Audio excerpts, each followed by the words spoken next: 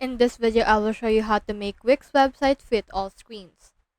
So first things first, I need you to make sure that there's actually some things you need to know. So we have in here this. So there are actually some lines in here that shows if an element is within the seeing range.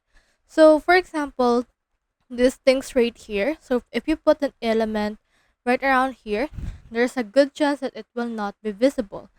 So in order to enable the tool that can help us, click on its tools right here, and then click on its rulers, grid lines, and snap to objects. So by doing that, you should be able to see in here a line. As you can see, this is the dash line, and everything just around in here will be not visible. So in order to make sure that your website fit all screens, you need to actually add some elements that is within inside here. So for example, we have this one. So as you can see, it actually is around or over the line. So what you can do is you can resize this in order to actually get inside the line right there.